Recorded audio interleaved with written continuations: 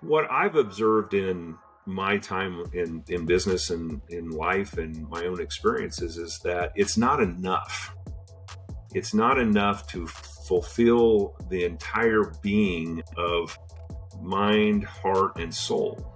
And my mind and my heart even can be attached to incremental and expansive growth and coaching. But my soul requires me to continue to become something. I'm not saying become better at something, but to become more who I really am and who I believe I was created to be. And with that is what leads, in my opinion, these are my opinions, it leads to freedom of your mind. It leads to freedom of your soul. It leads to releasing anxiety and fear and worry and pride and ego. And then you're really living.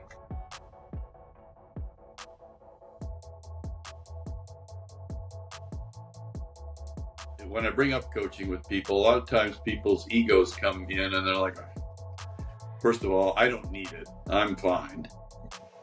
Secondly, who are you to think you, because I think a lot of people think of coaching as, you think you know something I don't know. And you're about to pontificate as to how I need it. And that's offensive to our egos. So a lot of people have real resistance to the premise of coaching because they feel like I don't need it. And who are you to even suggest that I do? Are you saying that I'm flawed? And it's all around their idea that coaching is somehow, I know something you don't know. I don't think of it that way. I think of coaching as supporting.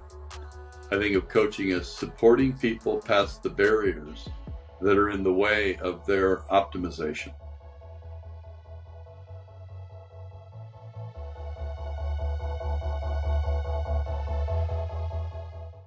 Brother Al, welcome to another week together. How are you today?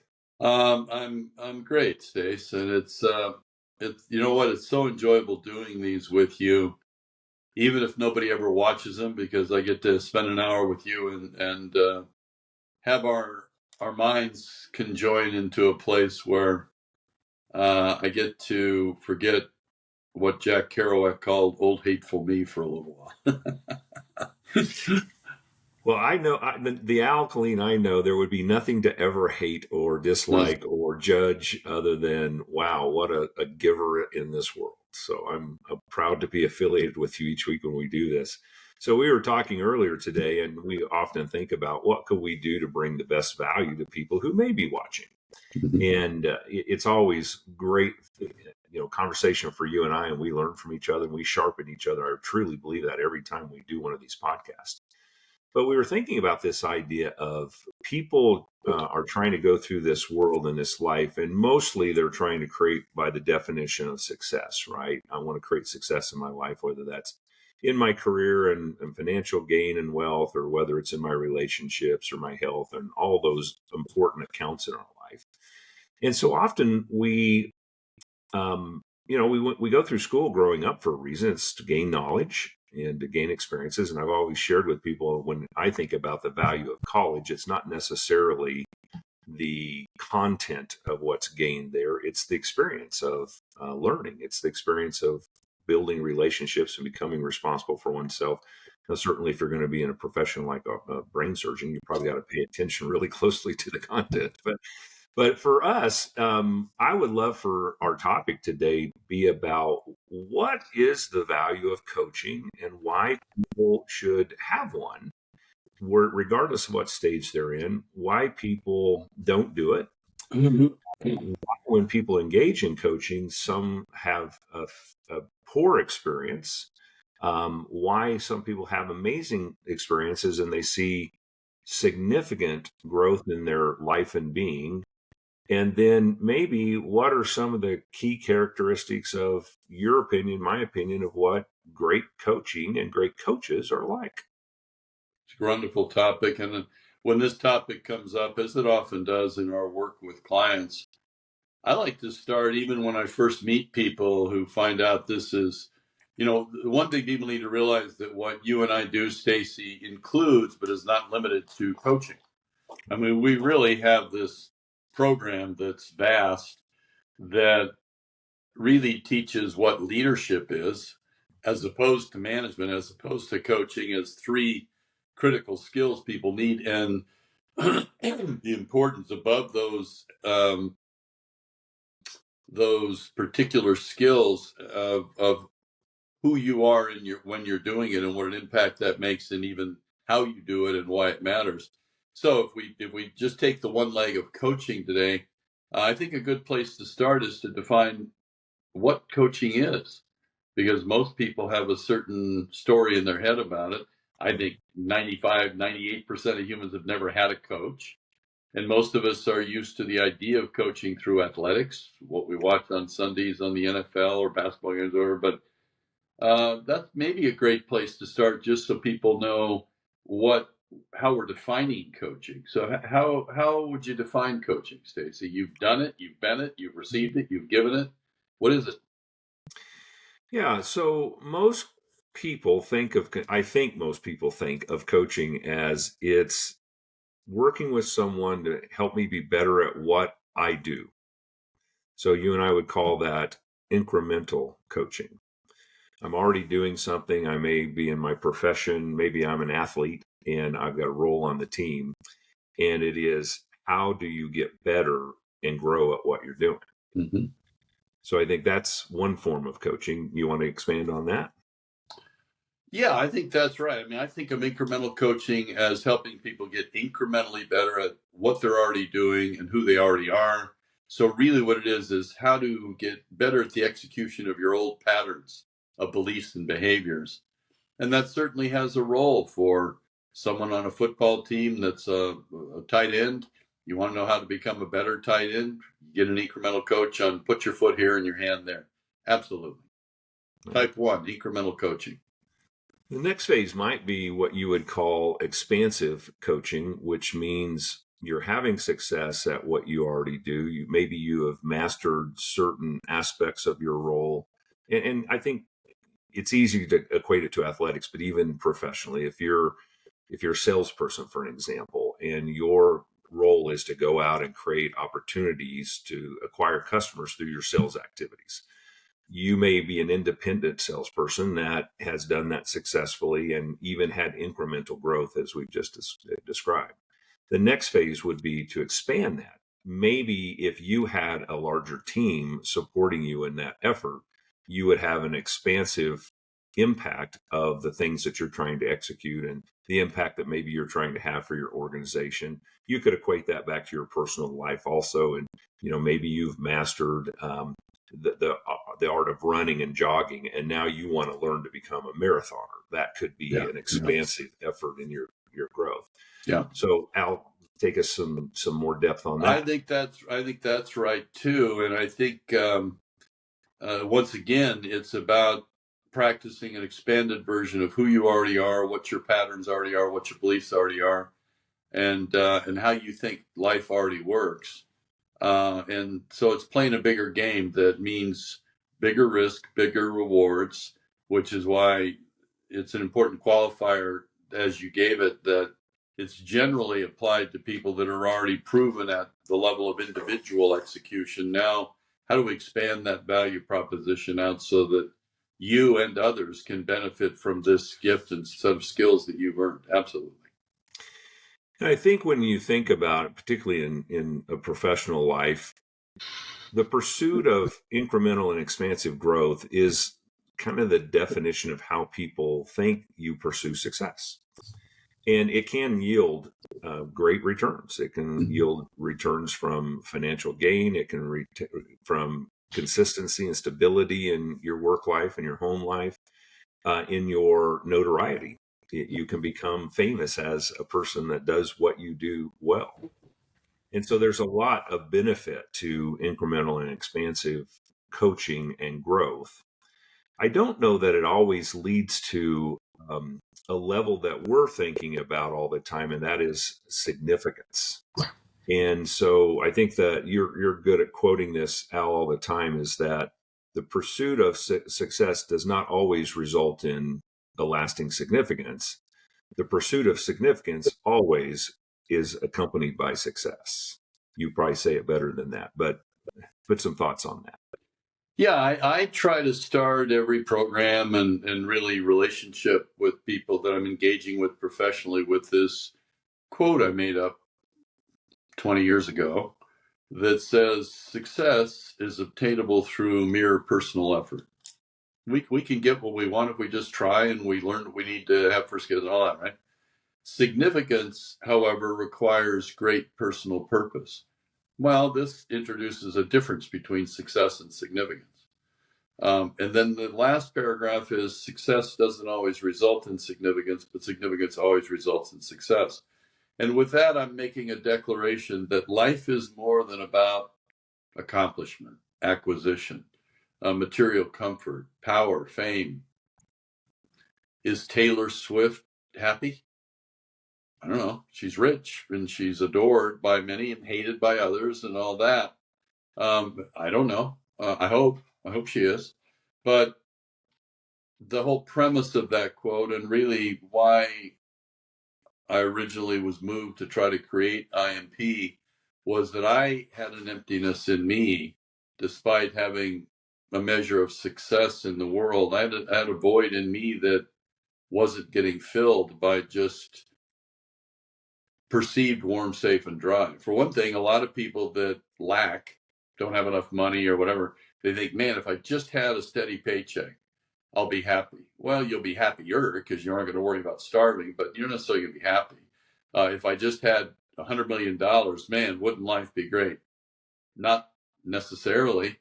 I meet just as many, and in some cases more, unhappy, wealthy people than people that are of humble means because your happiness in life seems like it would be solved by more. But one of the great surprises of maturing is no, it just gives you different problems and different opportunities. It's just a different scale.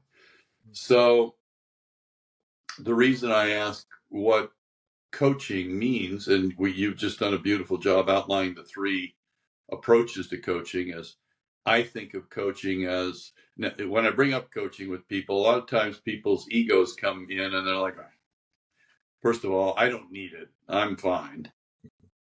Secondly, who are you to think you, because I think a lot of people think of coaching as, you think you know something I don't know. And you're about to pontificate as to how I need it. And that's offensive to our egos.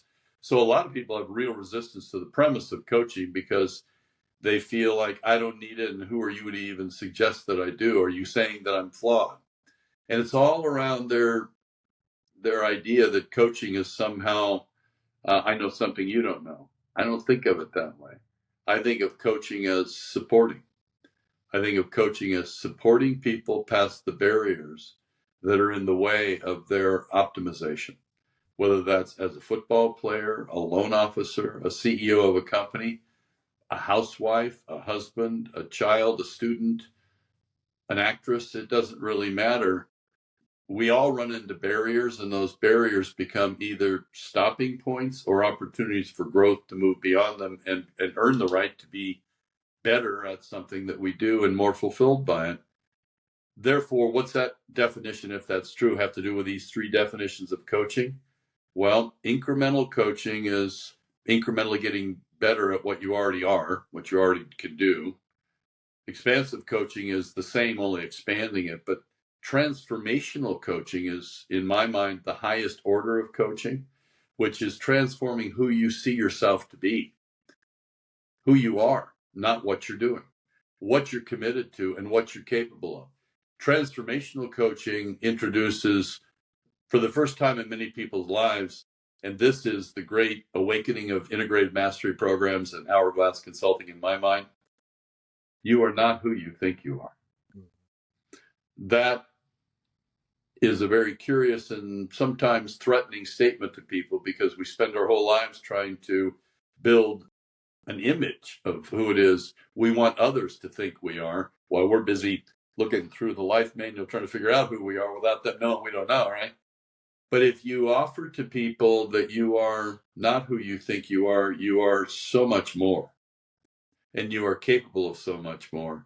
And all that's standing in the way of you seeing it is you don't have access to anyone or any system that can help you discover who you really are and therefore how to access significance as well as success, as opposed to just success that leaves you in the same existential dilemma that 98% of people come through life, all the way through life, and end without ever knowing. My parents didn't ever know they weren't who they thought they were. They thought they were, and they played it out, and they were trying to be noble within it, and with all that implied. So, Stacey, what you and I do that is so unusual, you're a man who knows a lot of world-class coaches and good people. You have worked closely with several other coaching programs. You have coached several other coaching programs in your professional role as a business industry leader in mortgage lending.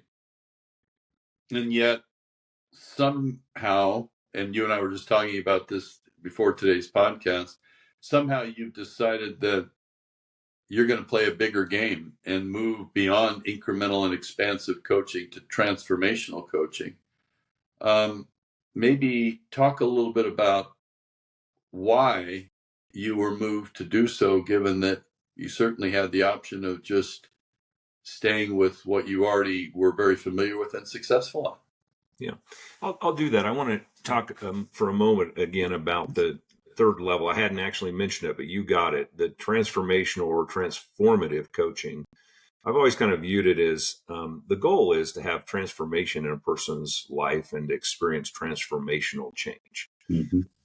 Al and I cannot make, a coach cannot create that for a student or a client. That we can only support and position a person to experience that. The transformational process is ultimately driven by the values and desires and purpose of that individual. And I wanted to comment real briefly about why would people be so adverse to coaching? I'll give you an example. So if you're an athlete or you've been involved in athletics, or maybe you were in dance as a child or whatever, I've played a lot of golf. And what happens to me is occasionally something changes in either my golf swing or how I'm thinking or whatever, and it's not going well. And I can try to fix that thing, but if I can't see it, but my playing partner who knows something about it can say, oh, well, here's what I've observed you doing. If you try to modify that, you may have different results. And so that's why athletic coaches film and record their athletes a lot, because they can't see themselves performing, whether you're throwing a football or whatever it may be. It's the same in business and life.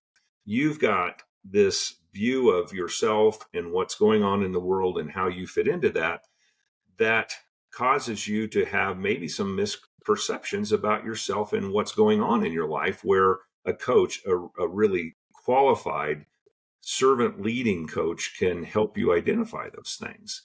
And so I think coaching is important for everyone, whether it's a formal process or it's a mentor or what it's your best friend that you trust to be honest with you. So for me, I think that incremental and expansive coaching are important and important all the way through life, but there may be certain stages where it's more important. You're trying to learn a skill. You're trying to launch a career. You're trying to improve your health account or your marriage and other things. There's some things that if you just focused on the technical process of that improvement, it will help you. What I've observed in my time in business and in life and my own experiences is that it's not enough. It's not enough to fulfill the entire being of mind, heart, and soul. And my mind and my heart even can be attached to incremental and expansive growth in coaching. But my soul requires me to continue to become something. I'm not saying become better at something, but to become more who I really am and who I believe I was created to be. And with that is what leads, in my opinion, these are my opinions, it leads to freedom of your mind. It leads to freedom of your soul. It leads to releasing anxiety and fear and worry and pride and ego. And then you're really living. And I've experienced times like that in my life. And Al, I know you have as well. And many of our listeners have. But what if we could intentionally be there because we are conscientious and conscious of the fact that who we are being is far more important than what we do. Because I promise you, when we get to the end of our life and people are considering our life and our legacy, there'll be some comments of the things that we do. They're mostly going to talk about who we were and what we were to them, and whether or not we made a lasting positive impact in their lives or in the world or in our business. And to me, it's just, I don't have time in my life left to sit here and say, well, let me just see if I can teach people to accumulate more, to gain more. And that's part of it. It happens. But for me, I need to be working in my efforts to say, you are love and you are loved. And I'm going to be an example of that to you and support you in any way that you want to experience that. So I guess that's it, Al. Yeah, and that's beautifully put. And another thing I notice is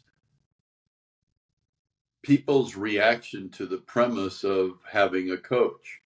A lot of people are very hesitant to enter into a coaching relationship, I think, because, and these podcasts are level 4 conversations, which are values personified being conversations. But we're in a level 3 world that is an ego identified self.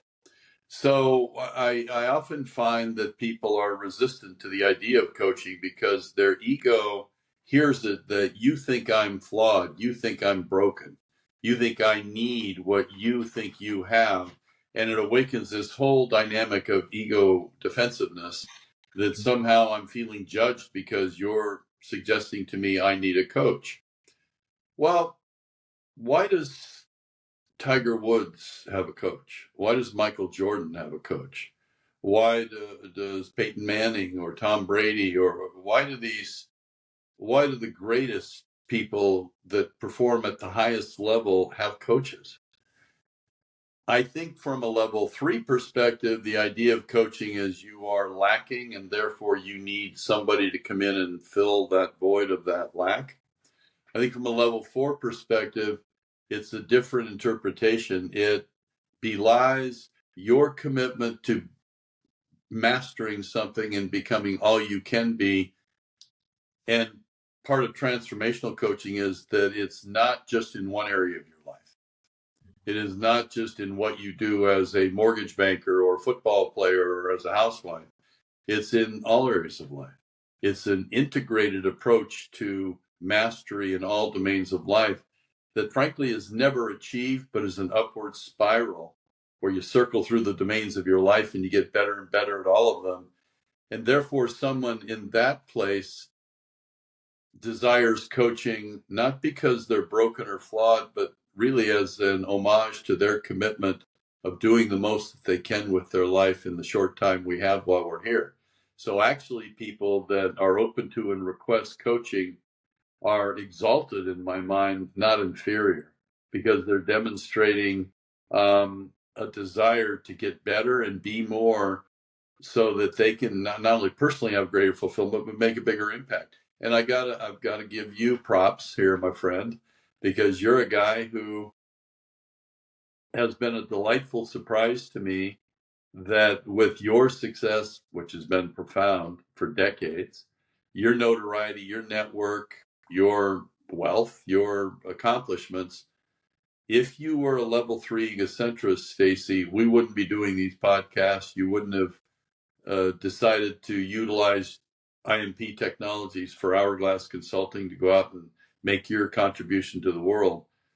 So I find people that are successful, as you've been, that desire coaching to actually be among the most admirable and inspirational people I've met, not people in need, because they're really pathfinders. They're like Christopher Columbus launching out into an ocean to find out what is more that I can do and be, and I need help in doing and being it. That's why Tiger Woods and all we have coaches. So I think coaching is something that, however, cannot be offered unless it's requested. And now, why? We're in a world full of coaches. I started coaching back when dinosaurs walked the earth, and I've been doing it for 25 years formally and probably for 25 before that. And back when I started integrated mastery programs in 2000, there weren't a lot of coaches. I think there were 16,000 professional coaches in the world at that time. That's probably a 10x or a 100x factor by now. And so a lot of people have gotten into this, and yet sadly, 94% of them fail statistically. Why? Are they bad people? No, they're overwhelmingly good people in most cases with good intentionality, but they fail. Why? Because they tend to practice incremental and expansive coaching, not transformational, in my opinion, which means your shelf life of value is as long as it takes to teach somebody how to sell more loans or run a better pattern as a tight end in the football field.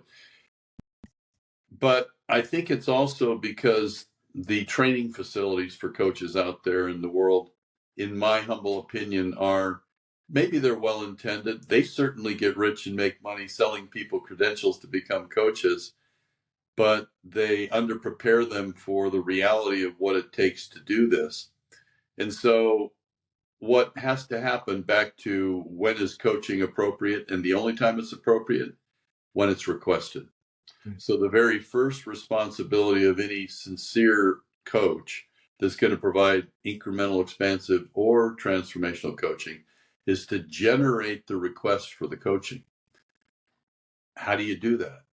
By creating creative tension in the person, which is bringing, first of all, earning their trust enough to have this discussion to bring to the fore what is their current reality with whatever they're dealing with. Might be business, might be a relationship, might be a marriage, might be kids, might be a job. What's their current reality there? Not what's good, bad, right, wrong. What's working and what's not working.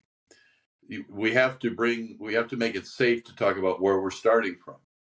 Then we have to create an inspired vision for them. They have to create what they want that's a dramatic, not just fix to this, but an inspirational, dramatic evolution and improvement over where I'm at in all ways of my life right now. And that gap, called creative tension, nature seeks resolution to tension. And when that gap exists, I want help in closing that gap. And I want to close it by bringing current reality toward that vision of the future I have, not by having that vision collapse into current reality. And that's where a coach comes in. Well, those are a few thoughts. What do you think of all that, Stacey, and whatever you want to add to that? Yeah, I think that's exactly right. And I think that when I think about just the coaches I've been involved with and the coaching I've done, it has to be a relationship that gets formed based on trust. Mm-hmm. And if a coach is not expressing and delivering in his or her actions that they can be trusted, it's not going to probably last and work. And so I think it's incredibly important for people to really consider who they're coaching with, because in reality, what we're hoping, when you think of that creative tension of here's where I am today, whatever life account that might be, maybe everything's working well except for your health account.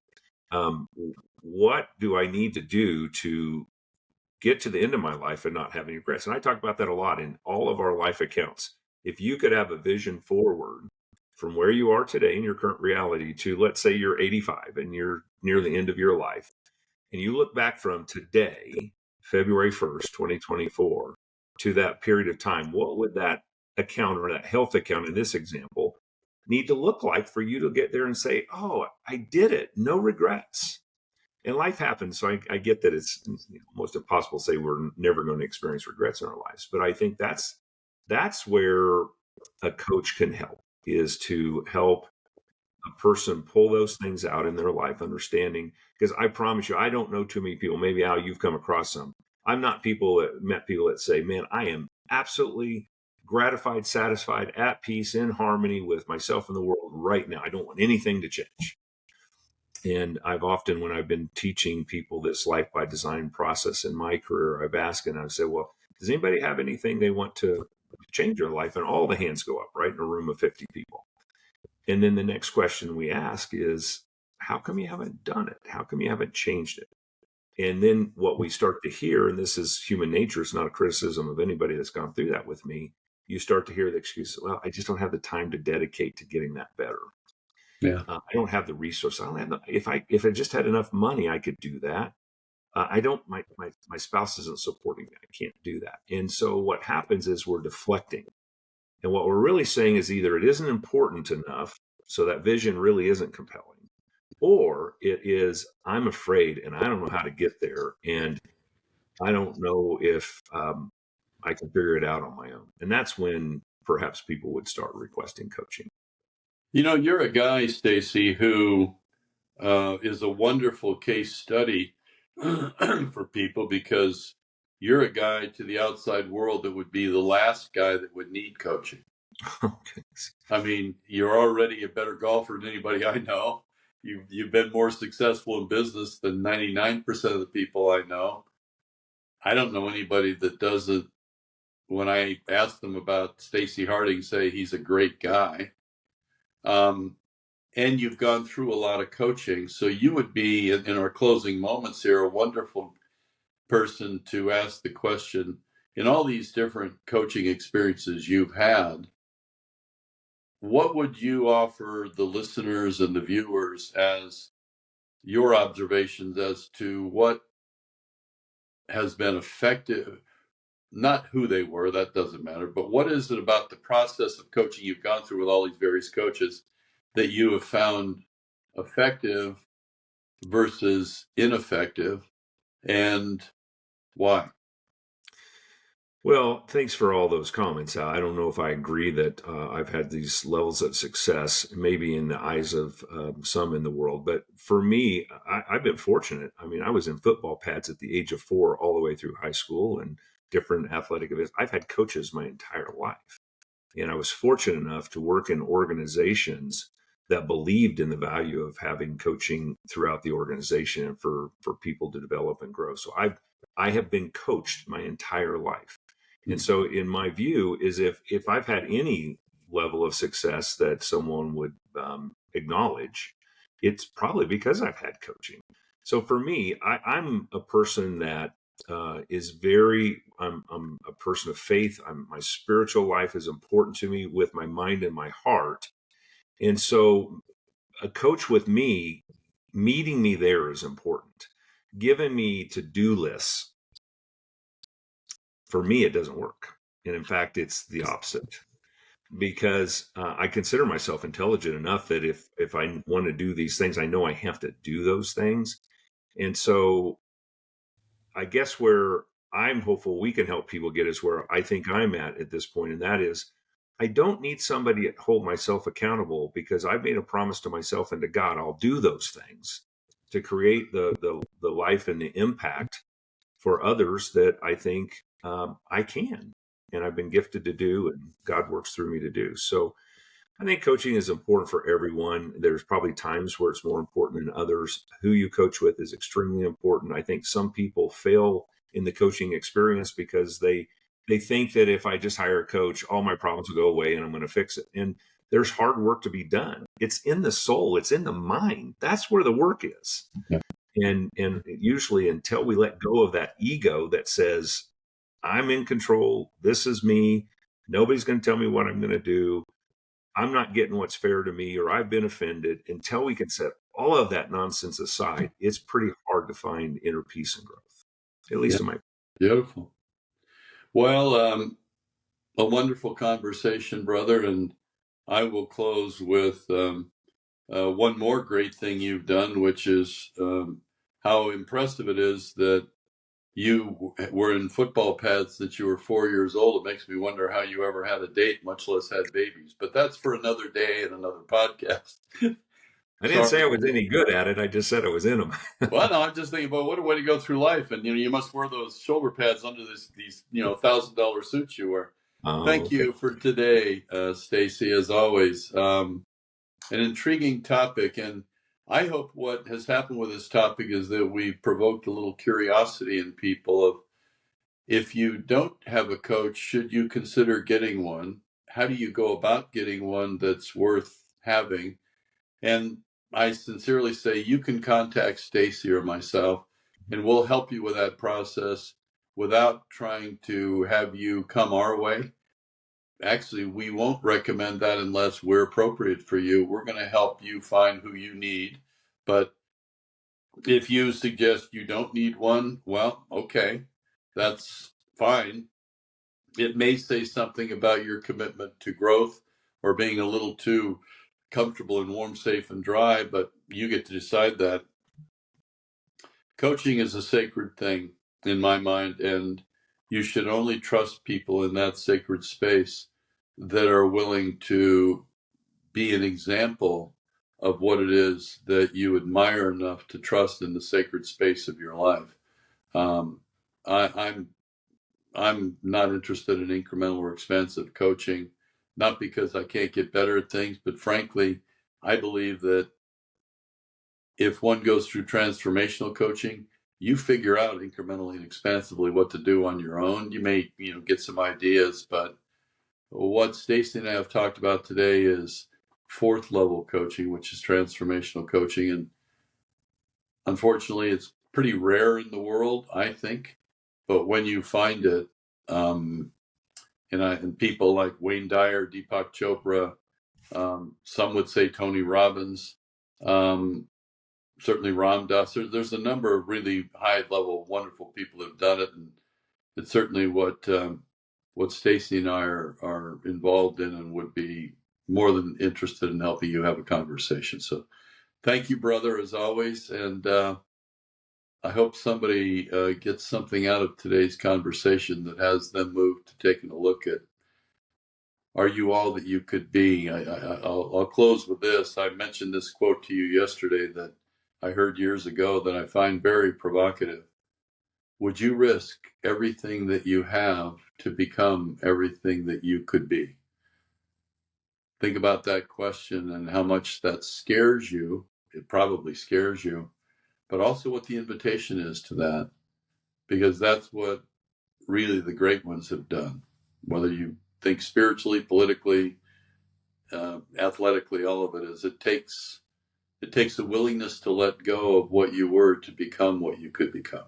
Stacey, what's final closing? I love that quote. And I would say this to others because I certainly feel it in my life. The greater risk is not being willing to do it. My heart, my gut just sinks when I think about myself or people that I know and love getting to the end of their life and saying, I blew it. It could have been so much different and so much more in the sense of the relationships and the depth of life that I experienced. So I hope this was helpful to folks. I know it was to me. Thanks, Al. I hope that everybody has a great day, and we will see you next time. Okay. Thanks, brother. Thank you all.